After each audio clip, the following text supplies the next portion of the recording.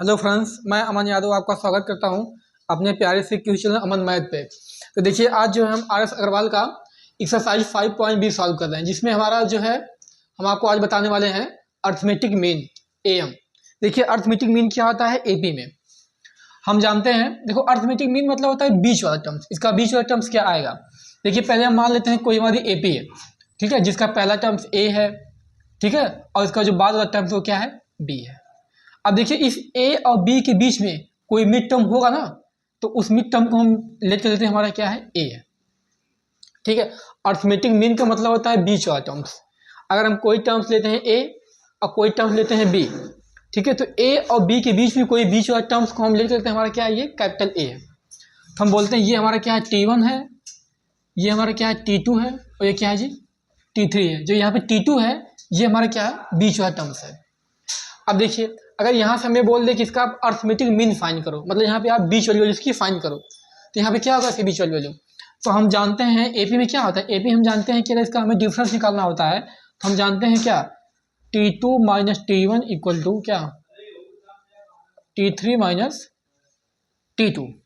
अब देखिए, यहाँ पे T2 क्या है? यहाँ पे T2 है A minus small A equal to B minus small A.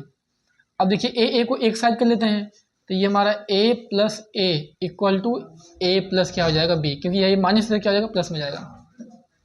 अब यहाँ से अगर हम कैपिटल ए की वैल्यू फाइंड करें तो ए प्लस ए हमारा क्या हो जाएगा? 2a equal to A plus B. अब यहाँ से अगर ए हम निकालना चाहें तो हमारा क्या हो जाएगा? ए प्लस बी बाई 2। यही हमारा क्या होता है? यही होता है अर्थमेटिक मीन होता है। देखिए, फिर से हम क्या किए हैं, अगर हमें कहीं पे अर्थमेटिक मीन निकालने के लिए बोल दे तो हम कोई टर्म्स ए दिया है, कोई टर्म्स बी दिया है। अब इन टर्म्स के बीच में कोई हमारा मिड टर्म्स होगा, उसको हम कैपिटल ए मान लिए हैं। अब यहाँ से हम जानते हैं कि अगर एपी में डिफरेंस फाइंड करना होता है तो नेक्स्ट वाला टर्म्स माइनस पहला टर्म्स। तो इसमें नेक्स्ट वाला टर्म हमारा ये ए है, पहला टर्म्स यहाँ पे क्या है? स्मॉल ए है। अब इसके बाद वाला टर्म हमारा क्या है? स्मॉल बी है। तो हम जानते हैं T2 minus T1 equal to T3 minus T2। इस प्रकार यहाँ से इसका हम डिफरेंस निकालते हैं। तो यहाँ पे जो है देखिए, T2 माइनस T1, T2 की वैल्यू क्या है? कैपिटल ए है, और T1 क्या है? स्मॉल ए है, minus small A equal to T3 यहाँ पे क्या है? बी है, T2 क्या है? माइनस ए है। अब ए को एक साइड कर लिए हैं, A plus A equal to, यहाँ ये माइनस है, रिजल्ट हो जाएगा प्लस, तो A plus A equal to A plus B. अब ए हो जाएगा 2a equal to A plus B, तो A equal to A plus B अपन 2। यही हमारा क्या होता है? यही होता है अर्थमेटिक मीन। अब देखिए, इसी के बेस पे यहाँ पे क्वेश्चन दिया है। क्वेश्चन में ये लिखा है कि determine k so that 3k minus 2 comma 4k minus 6 and k plus 2 are 3 consecutive terms of AP. यानी यहाँ पे हमें निकालना है k की वैल्यू, ठीक है। तो पूछा है कि 3k 4k माइनस 6 और k प्लस 2 के में k की वैल्यू क्या होगी। यानी अर्थमेटिक मीन हमें लगा ये दिया है, इसका कोई अर्थमेटिक मीन है, बोला है कि इसमें आप क्या निकालिए? ए, मतलब यहाँ पे आप निकालिए k निकालिए। तो फॉर्मूला क्या लगाएंगे? इसको हम लिख लेंगे, ये हमारा क्या है? T1 है, ये क्या है? T2 है, ये क्या है? T3 है। तो फॉर्मूला क्या होता है? फॉर्मूला होता है ये कि T2 minus T1 equal to T3 minus क्या? T2। अब देखिए, यहाँ पे है T1 क्या दिया है? यहाँ पे T1 दिया है 3k minus 2, 3k minus 2। T2 यहाँ पे क्या दिया है? T2 दिया है 4k माइनस 6, और यहाँ पे T3 क्या दिया है? k plus 2। अब देखिए, अब यहाँ पे हम सॉल्व करते हैं। T2 माइनस T1, T2 क्या है? 4k minus 6, 4k minus 6, 4k minus 6 minus times of 3k minus 2, 3k minus 2 equal to, यानी T2 minus T1 equal to T3 minus T2। तो यहाँ पे T3 क्या दिया है? यहाँ पे T3 दिया है k plus 2, k plus 2 minus T2 क्या दिया है? 4k minus 6, 4k minus 6। अब देखिए, अब यहाँ से इसको हम सॉल्व करते हैं। ये हमारा हो जाएगा 4k minus 6 minus 3k plus 2 equal to k plus 2 minus 4k plus 6, ठीक है। अब देखिए यहाँ से हम के को एक साइड कर लेते हैं, ठीक है। यहाँ से जो हम लोग के को एक साइड कर लेते हैं, देखिए क्या आता है, ठीक है, हो जाएगा क्या के, और ये -6 और +2 क्या हो जाएगा -4 इक्वल टू ये -4 के प्लस के यानी -3 के, और ये 2 + 6 यहाँ पे क्या हो जाएगा 8 हो जाएगा, ठीक है। अब के को एक साइड कर लिया जाए, जब 3 को लाओगे इधर हो जाएगा 4 के इक्वल टू 8 4 क्या आ जाएगा 12, यानी यहाँ से के की वैल्यू क्या आ जाएगी, के की वैल्यू यहाँ से आ जाएगी 3। देखिए इस प्रकार यहाँ से हम के की वैल्यू फाइंड करेंगे। देखिए क्वेश्चन हमारा क्या है, क्वेश्चन हमारा है कि determine k so that 3k - 2 4k - 6 and k + 2 are 3 consecutive terms on AP, ठीक है। यदि ये 3k - 2 4k - 6 और k + 2 अगर ये 3 कंजिकेटिव टर्म्स हैं तो इसमें आप के की वैल्यू फाइंड करिए, मतलब के किस वैल्यू के लिए ये हमारे 3 कंजिकेटिव टर्म्स होंगे। तो इस प्रकार यहाँ पे निकालेंगे T2 - T1 = T3 - T2, ठीक है।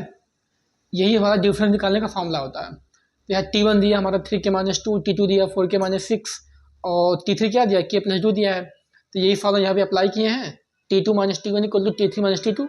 अप्लाई करने के बाद यहाँ से हम के की वैल्यू फाइंड कर लेंगे। देखिए के की वैल्यू 3 आ रही है, थोड़ा चेक किया जाए, के की वैल्यू 3 आ रही है। एक मिनट था, देख लिया जाए यहाँ पे के की वैल्यू जो है,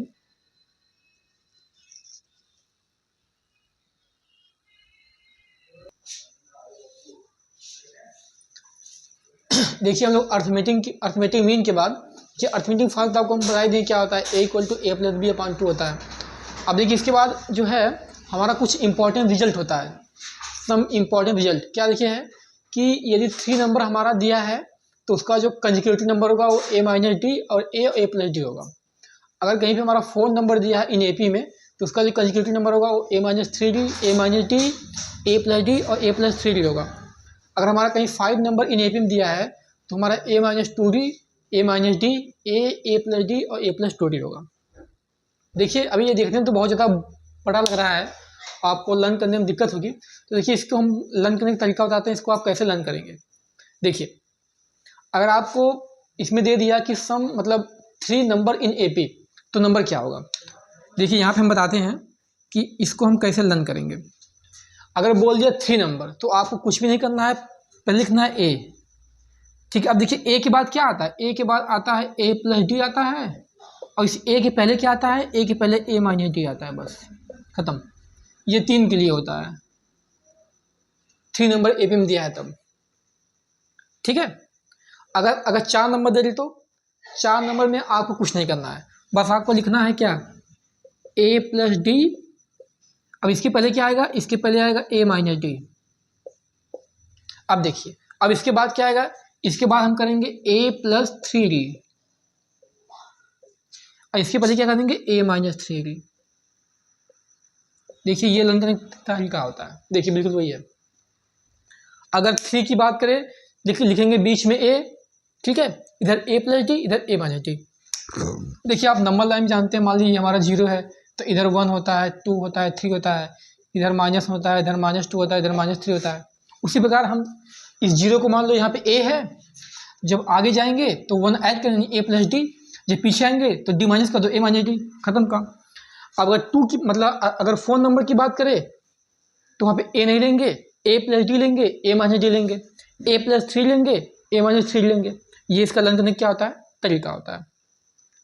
अगर यहीं पे ये बात कर दे 5 नंबर का क्या होगा, अगर 5 नंबर इन AP में दिया है तो देखिए वहाँ पे इसको हम कैसे करेंगे। यहाँ देखिए आपको कुछ नहीं करना है, आपको बीच में पहले लिखना है A, फिर इधर A - D, इधर A + D, अब इधर A + 2D और इधर इधर A - 2D, इधर A + क्या 2D। देखिए बीच में A है तो इसके आगे A + D, इसके पीछे A - D, और उसके आगे A + 2D और इसके आगे A - 2D, बस खत्म काम। इस प्रकार आपको लर्न करना है। देखिए इसी बेस पे एक हमारा क्वेश्चन दिया है, क्वेश्चन दिया है कि the sum of 3 consecutive terms of an AP is 21। यानी हमारा कोई 3 कंजिक्यूटिव नंबर टर्म दिया है AP में और उसका सम क्या है 21 है, और बोला है कि and the sum of the square of this term, और जो यही हमारा 3 कंसेक्यूटिव टर्म है इनके स्क्वायर का सम 165 है, तो आप बताइए कि वो नंबर क्या होगा। ठीक है, मतलब वो हमारा नंबर क्या होगा, मतलब हमारी एपी क्या होगी। ठीक है, मतलब इसमें पूछा है कि हमें आप एपी निकालो, ऐसा कौन सा एपी होगा जिसका 3 कंसेक्यूटिव टर्म्स 21 है और उन्हीं के स्क्वायर का सम क्या है 165 है। देखिए यहाँ पे 3 की बात किया है, 3 मतलब ये वाला, यानी ए इधर ए माइनस डी इधर ए प्लस डी वाला। ठीक है, तो देखिए इसको हम कैसे सॉल्व करेंगे। कुछ नहीं करना है आपको बस जो है पहले ये तीनों कंसेक्यूटिव नंबर दिया है इनका सम कर दो, यानी इसको पहले ऐड कर दो। तो इसको आप ऐड कर दीजिए, सोल्यूशन में आप सॉल्व कीजिए इसको। तो बोला है कि पहले इनका सम, यानी सम, तो पहले नंबर लिखो। नंबर कैसे लिखेंगे, ए प्लस डी, इधर क्या ए माइनस डी। क्या बोला, इनका सम लो, सम कर दो, हो गया खत्म। इनका सम क्या दिया है 21 दिया है। अब डी से डी क्या cancel out, a 3a equal to 21, यानी a इक्वल टू क्या 7, यानी a की वैल्यू यहाँ से क्या आ गई 7 आ गई। अब फिर आगे बोला है कि इन्हीं के स्क्वायर का सम क्या है 165 है। तो किसकी स्क्वायर का सम 65 है, इसी, यानी a माइनस डी का whole square plus A square plus क्या a प्लस डी का क्या होल स्क्वायर, इसका सम क्या है 165 है। चलो भाई, अब देखो ये जो हमारा फार्मूला है ए माइनस बी का whole square A plus B का होल स्क्वायर। अब फार्मूला आप जानते हैं ए माइनस बी की होल स्क्वायर फार्मूला क्या होता है A square plus B square minus 2ab, इतना तो आपको आना ही चाहिए। ठीक है, ये हमारा हो जाएगा A square plus D square minus 2ab, यानी A square plus B square minus 2ab। यहाँ प्लस ए स्क्वायर, यहाँ प्लस देखिए, अब प्लस वाले में सब प्लस होता है, तो A square plus D square plus 2ab equal to 165, यही है। अब देखिए यहाँ से कुछ कैंसिल हो रहा है, हाँ 2ad से 2ad कैंसिल आउट, ए स्क्वायर और क्या A square 3a square plus D square यानी 2d स्क्वायर के लिए क्या 165। ठीक है, देखिए एक वैल्यू दी है, एक वैल्यू यहाँ पे क्या दी है, यहाँ पे एक वैल्यू दी है 7, तो यहाँ पे एक वैल्यू 7, तो 3 इंटू 7 7 जा 49 plus 2d square equal to 165। ठीक है, देखिए इतना समझ में आ रहा है। हाँ ठीक है, चलिए आगे चलते हैं। देखिए अब आगे वाला हम यहाँ पे सॉल्व कर लेते हैं, यहाँ पे देखिए, हाँ अब 3 का 49 में मल्टीप्लाई कर दिया जाए तो क्या हो जाएगा 3 9 जा 27 का 7 कैरी 2 का, अब 3 4 जा 12 13 14 147 plus 2d square equal to 165। अब यहाँ से 2d square equal to 165 minus 147, यानी 2d square equal to minus कर दिया जाए, 15 में से 7 जा 8, 5 में से 4 जा 1। ठीक है, ठीक है, तो अब इसके बाद क्या किया जाए, अब यहाँ से d स्क्वायर इक्वल टू 2 9 जा 18, यहाँ हो जाएगा 9, यानी d इक्वल टू क्या हो जाएगा प्लस माइनस 3। देखिए अब हमें यहाँ पता चल गया a हमारा क्या है 7 और d हमारा क्या है 3 है, d हमारा क्या है 3। अब यही a और d की वैल्यू उठा करके अगर हम इसी 3 कंसेक्यूटिव नंबर में रख दें तो हमारा नंबर पता चलेगा हमारा नंबर क्या है। ठीक है भाई, तो a की वैल्यू क्या है 7 और d की वैल्यू वहाँ से क्या है 3 मान लेते हैं, माइनस को छोड़ी तो 7 में से 3 जा क्या हो जाएगा 4। ठीक है, तो अगर यहाँ पे नंबर निकाला जाए, क्या पूछा इसमें पूछा है कि द सम थी the term find this number, मतलब वो नंबर क्या होगा, वो हमारा नंबर क्या होगा, यही पूछा है ना। ए स्क्वायर टू 3 यानी प्लस माइनस 3 और 5 में से 4 जाए 1, एंड 2 ये हो जाएगा इतना 3a। सही। चलो, तो अगर नंबर हमें इसमें निकालना है, चाहिए नंबर उठा के इसमें रखा जाए। ए की वैल्यू क्या है, 7 है। 7 और -3 यानी a माइनस डी पहला है ना, पहला क्या है a माइनस डी, यानी 7 - 3 यानी क्या है 4, यानी पहला आ रहा है 4। दूसरा a की वैल्यू क्या है, a है 7। तीसरा क्या है a प्लस डी, यानी 7 + 3 क्या आ जाएगा 10। तो हमारा नंबर क्या आएगा 4, 7, 10, ये इसका आंसर होगा। ठीक है भाई, देखिए क्वेश्चन को फिर से बताते हैं। इसमें क्या हम किए हैं इसमें हम ये किए हैं कि इसमें पूछा है कि the sum of 3 consecutive number, consecutive term of an AP. अब आपको लर्न होना चाहिए कि 3 कंसेक्यूटिव टर्म एपी में क्या क्या होते हैं। तो अभी आपको जस्ट हम बताएं कि अगर 3 की बात किया जाए तो ए के पहले a माइनस डी और ए के बाद a प्लस डी। अगर 4 कंसेक्यूटिव नंबर इन एपी में बात किया जाए तो हो जाएगा a plus D, a minus D. अब इधर a प्लस 3d और इधर a माइनस 3d। अगर 5 कंसेक्यूटिव नंबर की बात किया जाए तो a minus D, a plus D, इधर a माइनस 2d, इधर a प्लस क्या 2d। इस प्रकार आपको इसको लर्न करना होगा। ठीक है भाई, अब देखिए अगर आपको ये कंसेक्यूटिव नंबर लर्न है तो आप क्वेश्चन को आसानी से सॉल्व कर लेंगे। क्वेश्चन में बोला है कि ये जो 3 कंसेक्यूटिव नंबर है इनका सम जो है 21 दिया है। फिर बोला है कि इन्हीं 3 कंसेक्यूटिव नंबर्स के जो नंबर है उसी के स्क्वायर का सम 165 दिया है। तो पहले इनका सम हम लिखें डायरेक्ट, तो यहाँ से एक वैल्यू आ गई है 7। फिर जब इन्हीं के स्क्वायर का सम किए हैं तो जो भी हमारा आया है वो ए और डी के फॉर्म में आया है। तो ए की वैल्यू यहाँ से पता चल गई है, तो ए की वैल्यू यहाँ पुट करके यहाँ से डी निकाल लिए हैं। अब देखिए यहाँ पे डी की वैल्यू 2 आएगी, एक प्लस में आएगी एक माइनस में आएगी। यहाँ पे हमें माइनस का नहीं लेना है, यहाँ पे हम प्लस वाले का यूज करेंगे। ठीक है भाई, तो यही ए और डी उठा करके हम जो है अपने 3 कंसेक्यूटिव नंबर पुट कर दिए हैं, तो हमारा जो वो नंबर फाइंड हो गया। देखिए इस तरीके से जो है 5B में कई क्वेश्चन दिए हैं, और ये क्वेश्चन आपको जो हम बताए हैं ये हमारा क्वेश्चन नंबर क्या है, क्वेश्चन नंबर है 9। ठीक है, ये हमारा क्वेश्चन नंबर क्या है, ये हमारा है क्वेश्चन नंबर 9। एक्सरसाइज 5.B का क्वेश्चन नंबर 9 ये है। ठीक है, इसी प्रकार इसमें कई ठो क्वेश्चन दिए हैं। देखिए हम देखते हैं इसमें इस प्रकार कैसे क्वेश्चन दिया है। देखिए इसमें जो है इसी टाइप का क्वेश्चन दिया है 6 नंबर, और जो 6 नंबर है ये पूछा है CBSE 2019 में। देखिए ये हमारा 6 नंबर है, यहाँ पे 6 नंबर क्वेश्चन बिल्कुल देखिए वही क्वेश्चन है।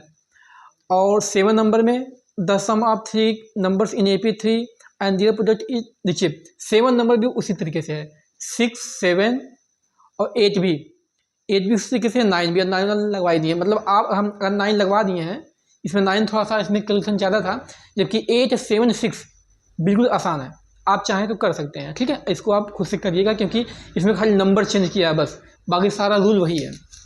ठीक है भाई, तो देखिए आगे में 10 नंबर जस्ट एकदम उसी तरीके से है। देख लीजिए आप लोग, क्वेश्चन नंबर 10 यहाँ पे है, एकदम बिल्कुल उसी तरीके से है। ठीक है, 11 नंबर में क्या पूछा है, कि फाइंड 4 नंबर इन एपी। देखिए हम 3 नंबर का लगवाए हैं, इसमें 4 नंबर का पूछा है कि find 4 number in AP whose sum is 28। तो भाई ये 4 नंबर का है, इनका सम क्या 28 है। फिर बोला है कि सम ऑफ हुज स्क्वायर इज 260, और ये का स्क्वायर क्या है 260, बिल्कुल वही टर्म, बिल्कुल एकदम वही है। यहाँ पे 3 टर्म्स की बात किया, बाकी जब यहाँ पे 4 टर्म्स की बात किया। क्वेश्चन नंबर 11 भी एकदम उसी तरीके से है। देखिए क्वेश्चन नंबर 12 को हम आपको बता देते हैं। ठीक है, क्वेश्चन नंबर 12 आपको बताते हैं। बाकी 13 भी उसी तरीके से है और 14 भी उसी तरीके से है, बस ये 12 थोड़ा सा हट के है, और जबकि जो CBSE 2014 में पूछा भी गया है। तो क्वेश्चन नंबर 12 को हम आपको बता देते हैं। देखिए क्वेश्चन नंबर 12 हमारा क्या लिखा है। क्वेश्चन नंबर 12 आप लोग देख लीजिएगा अपने बुक में, मैं इसका सोल्यूशन करवा दे रहा हूँ। देख लीजिए आप लोग, लिखा है कि divide 32 into 4 parts which are 4। Okay,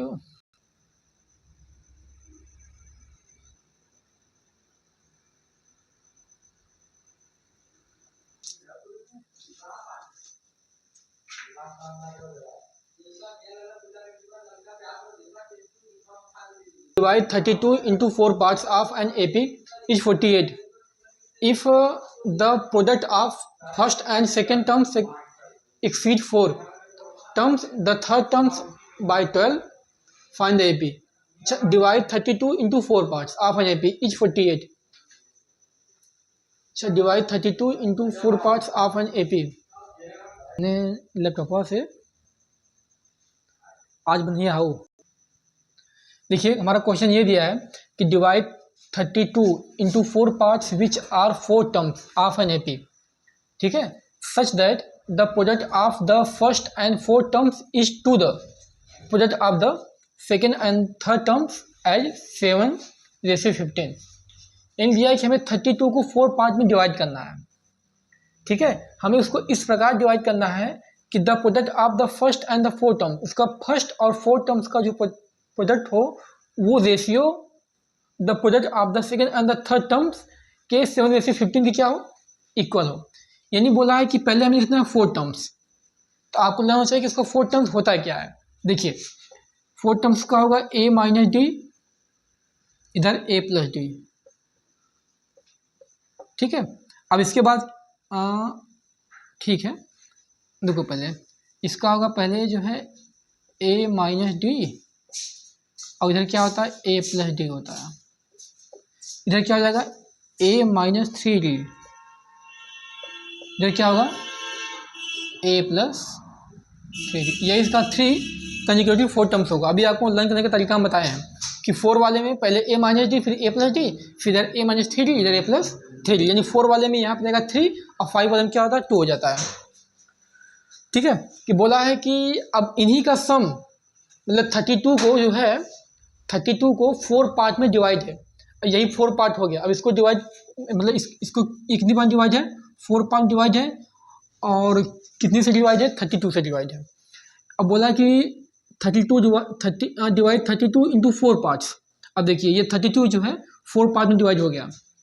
are 4 terms of an AP.